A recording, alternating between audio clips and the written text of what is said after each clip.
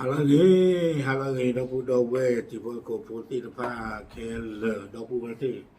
ta hanya ye le hi ne ta ko so le sam nak khao chai kho transporter news ta ko so kha a we kwe lo ta ko so kha ne u phe ta na ri di lo no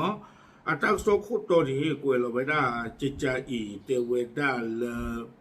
บินรบพม่าทิ้งระเบิดโรงพยาบาลติดชายแดนเอาไว้ในเมตาก็สอคู่ต่อเทวดาเลยพยออากบอยู่ดุดุเลเตอร์เราเวลามีปูเลออาบูเราเวลาอาสาดอยู่อาก็เชอตาสาฮีตะเพลินนี่หรอ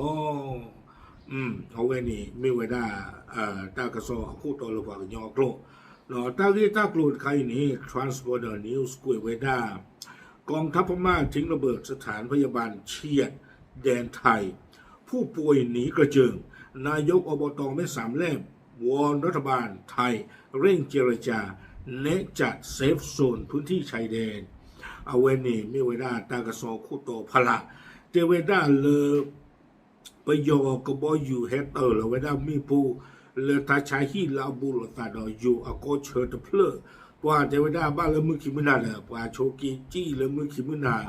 ดอดูดอเทียเราไม่เลยอยู่ก็ตะกปานี้อยู่กับด้านนายกอบตเลอซ่อเลท่านี่เด้อ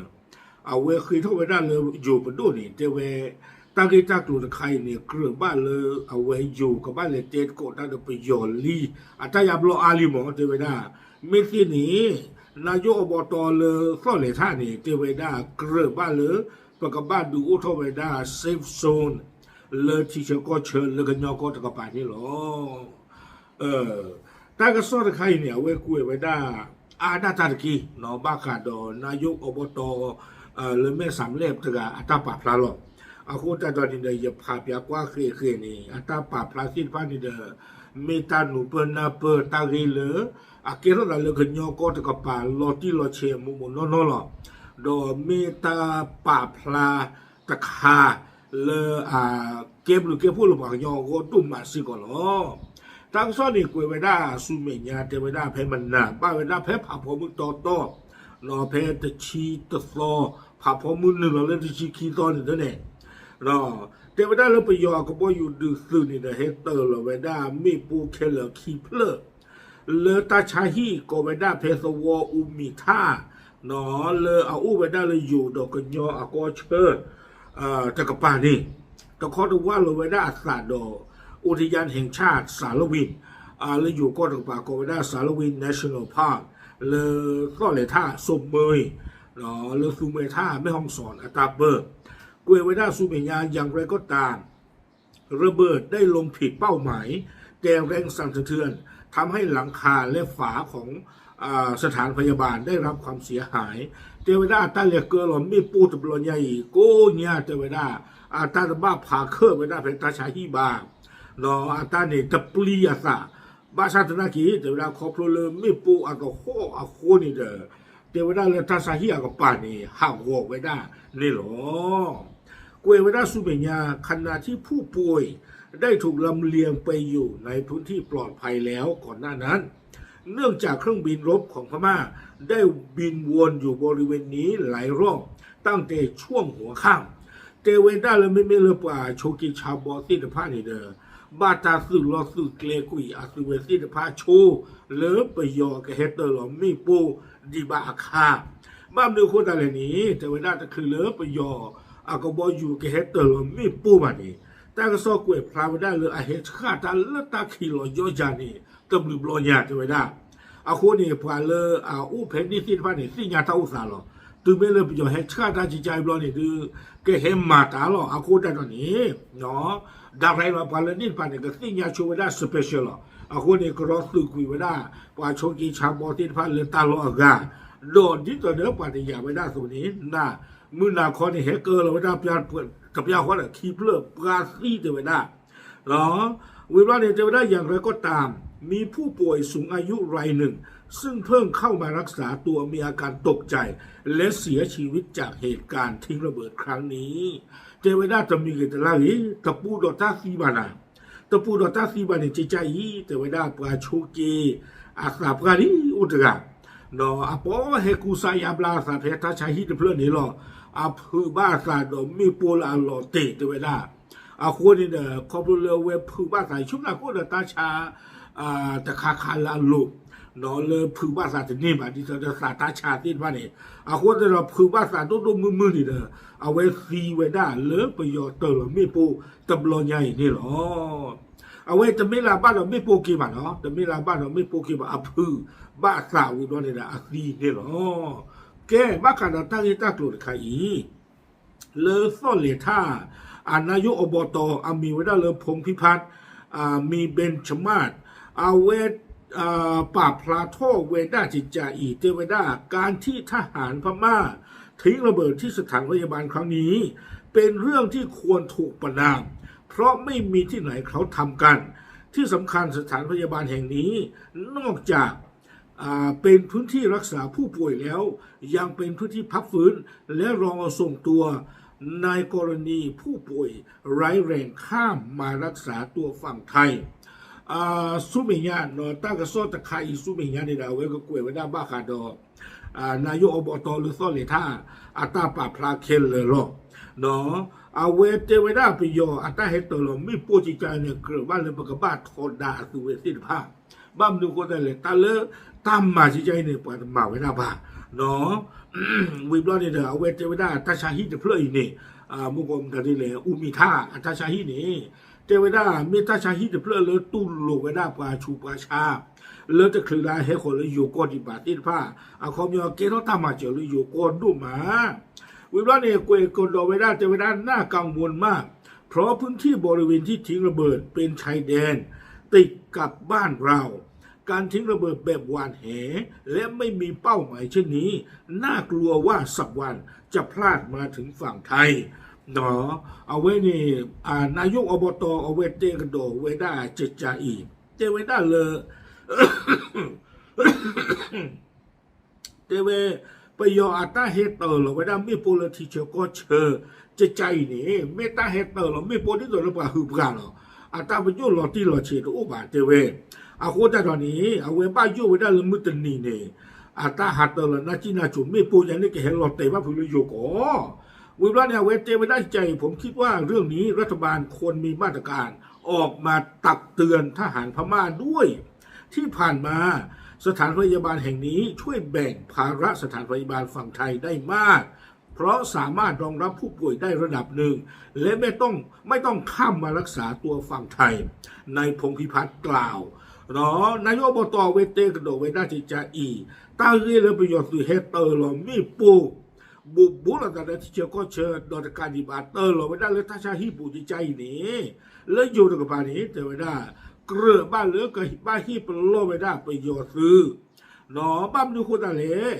นายกอบตเตวิได้จิตใจแพร่ปูกุยเนี่ยถ้าชาฮิตเพลย์นี้บ้าเจอเท่าเลยอยู่ก็ดุมาหนอเอาคำยังป่าโชกิชาบอทุกคนตัวชิลไม่ถนัดบ้านนี้เด้อแต่รู้ให้ข้อของเลยอยู่ก็บ้าเลยเนี่ยถ้าชาฮิตเพลย์ตัวนี้บ้าคันเนี่ยอาไปให้ข้อของเลยอยู่ก็พันนี้หรอขอบเลยถ้าชาฮิตเพลย์อุ้มเราดีเด้อไปให้กูสายาบลาสาเพศนี้หนอบ้าเจอเราตาพาดูเนี่ยเตวิได้วิบลันนี่เด็กกวยกระโดดเวสุเมียนายกอบตแม่สามเล่กล่าวว่าขณะนี้ประชาชนบริเวณชายแดนต่างรู้สึกหวั่นผวาเพราะไม่รู้ทหารพม่าจะมาทิ้งระเบิดอีกเมื่อไรและจะเกิดความผิดพลาดอีกหรือไม่หนอนายกอบตส่วนเหล่าท่าเอาไว้เตะกระโดดไว้ได้จะอีกว่าตัวผู้ลาวเลยที่เชก็เชิญนี่ผู้ที่ปลอกดูมาบ้านดูคนอะไรนี่แต่สิ่งอย่างว่าบ้านไม่ประโยชน์นี่เฮตโตเราไม่โปชิเล่เนาะอัตราตัวเราไม่โปนี้จะปลีจะปลาซะก็เกล้าบ้านเพื่อการเฮคุยกับบ้านเราอยู่กว่าเมื่อสัปดาห์ก่อนทหารพม่าก็ได้ทิ้งระเบิดที่โบสถ์คริสต์แห่งหนึ่งเส้นทางผาปูนทำให้มีผู้เสียชีวิตนับ10 คนเนาะนายกอบตเตกดอเวเจด้าเพมหาตนุยนี่หรอประโยชน์ตุเลตเราไม่โปเลิศกว่าคริสโพสโลดเพลเราเอาไว้ได้เลยเกลเลยไปเลยแล้วภาพพูดนี่ถ้าตำรวจเนี่ยจะได้กว่าที่กับราชิยาเทวดาดีนี่วิบล้อตั้งซอกเกวยกับดอกไว้ได้การทิ้งระเบิดแบบไม่มีเป้าหมายของกองทัพพม่าอาจจะเกิดความผิดพลาดในอนาคตแทนที่ชาวบ้านบริเวณนี้จะมีสถานพยาบาลและบรรเทาความทุกข์ร้อน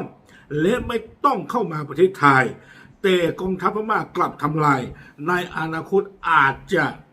ทำให้ชาวบ้านต้องอพยพเข้ามาเหมือนที่เกิดขึ้นหลายปีก่อนหรือไม่นายกอบตแม่สามเหลี่ยมกล่าวเนาะเอาไว้สิกระโดดเวด้าจิจาอีเจเวด้าประโยชน์คืออัตตาเตอร์หรอไม่ปูเรือตัวดออัตตาประโยชน์หรอที่หรอเชบ้าเจใจนี้ก็เกลบ้าผือตาตะปลีตาตะปลาตาเลิกคาซูเมียสิเจเวด้าเนาะตาชาฮิตะเพลยนี่เด้อเกลเวด้าตามมาเจอเนาะ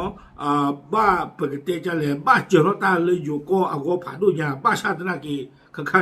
ไปยอให้ข้าหาหัวคุยไว้ได้อาคนแต่ตอนนี้แต่เวลาข้าสุญญานี่เดิมมีปากกับบ้าจี้ไปยอปากกับบ้าให้คุยขอกระโดเลยอินกับปาดิโดอาปุกุยเลยอาปุกุยตบลูนี่ลีเนี่ยเอาไว้นี่นายกอบตหรือซ้อเลยท่าดูโอ้ท่อไว้ได้ตาสีกว่าวิบล้อเนี่ยเวทเจกระโดดไว้ได้จิตใจอีเจอไว้ได้เลิกก่อนหน้านี้เคยเสนอไปยังรัฐบาลให้จัดพื้นที่เซฟโซนหรือ no fly zone ในระยะ 2-3 กิโลเมตรจากแนวชายแดนให้ปลอดการใช้เครื่องบินโจมตีเพื่อที่ชาวบ้านจะได้รู้สึกปลอดภัยขึ้นนอนและยาปุกุยนี้พงพิพัฒน์นายกอบต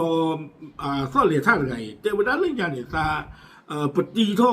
ตากีตะขาหรือปลัวอู้แต่เวลาเมซีนี่ดูอู้ท่อกว่าเซฟโซนไม่บางคนนี่เดิน no fly zone เลิกกันยอฮอกวอบูและอาจอโจดอยู่ก็นาคิกิโลกิโลเตเวด้าเนาะบ้ามดูคนอะไรตาลอกเวนี่เด้อคอมยัง no fly zone มีอู้นี่หมอ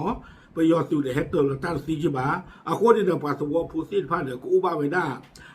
เลเซฟโซนอัลลอฮ์เพเพนี่วิบล้อเนี่ยเอาไว้เลยคุยกับเราไว้ได้อยู่ไปดูที่เจ็บพูแต่เมื่อ 2-3 วันก่อนเห็นรัฐบาลไทยส่งตัวแทนไปแสดงความยินดีกับรัฐบาลเมนออนไลน์เจ้าหน้าแพ้ปุกีเจออาตอนี่เด้อปฏิบัติเลยอยู่ไปดูอาเคอร์สาธิตพันเลสิโกเลปาพระรัตตาคือดอกเมออนไลน์เรื่องเมออนไลน์นี้เกรบาโกคู่นี่หรอแต่เมื่อคืนทหารพม่ากลับมาโจมตีใกล้ชายแดนไทยมากกลายเป็นว่าตลอดชายแดนไม่มีพื้นที่ปลอดภัยเลยบ้าศาสนากีเตเวดาเนาะในเลปาพระรัตตาคือดอมเมออนไลน์จานิจาอีบ้าศาสนากีตัวเพมันหนาเนเมออนไลน์เฮขาลตาดอกบอยู่เฮขาลตาชาฮีอาโคตาดอนี้เตเวดาใครเนี่ยก็เยี่ยมก็เชอลาบุลตาบุตาลตาเลยโยก็ตอดีตาปูเพลอลอตัวนอตปูละบ้าเซมที่ส่งตัวนอตตัวละบ้าเตเววิบล้อในลากเตอร์นี่เด้อเอาไว้ได้นายกอบตเตกระโดดไว้ได้จิจาอีเตไว้ได้เลยนานนาอารยะไม่มีใครเขาทิ้งระเบิดสถานพยาบาลชุมชนวัดโรงเรียนการหรอกครับเตไว้ได้เลยฮกุโดเพื่อดีเตไว้ได้ปาตตยูพีบาปาตปลือปาตตรอเลกันเลเตอร์เราไม่โปเลตาชาฮีเลปาดูปาสวเลสอคาพยาเลโจที่ผ้าบาเตเวแต่ตอนนี้ทหารพม่าทิ้งระเบิดมั่วไปหมดเขาพยายามทิ้งระเบิดปูพรมหลายจุดมากในพงพิพัฒน์กล่าวหนอลากเตอร์นี่เตกิไว้ได้เลยใครเลยประโยชน์คือฮัตเตอร์เราไม่โปคิคุบาลอกยาป่าล้อเตอร์เราไม่โปเนี่ยจะเมื่อตอนเดือนป่าดาวหลอกคลอนี่เนาะทุกตาเล่หลอกคลอเนี่ยเตอร์เราไม่ได้ไม่โปจิจานี่เนี่ยเอาคนตาตอนนี้เอาไว้ไม่ไว้ได้ตาเลิฟหลอบ้ายุดดูมานี่หรอเอาไว้นี่ไม่ไว้ได้อบตนายกอบตเลิกก็เลยท่าอาตาป่าพลานี่หรอ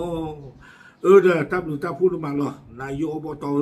ปฏิที่ปฏิซีเราสารเราแค่เราข้อแบบภาษาลากินเด้อขอบรู้เรื่องตาป่าพลาใครเด้อรีดูมาหรอเนาะอยู่ช่วงนั้นก็ไม่หวังย่อหรอหรือช่วงนั้นก็ไม่หวังย่อหรอปะเรื่องอุดรสุทีก็ย่อเปรเรื่องกูบุหรออาคูตาดอดีเด้อตามดูตาพูดมาเนาะเรื่องตาจีตาตัวตีพันเนี่ยยังหน้าบ้าก่อนที่เดียวหรอแต่จะปลานนอนที่บ้านนี่หรอโอเคเอาไว้นี่เดี๋ยวไม่ได้ไปยอตาเฮตเตอร์หรอไม่พูดเนาะเรื่องทาชาฮีก็ได้อุมิท่าทาชาฮีนี่หรอป่าพลานจะสิ่งยาติพลก็พูดไทยหรอตามเลย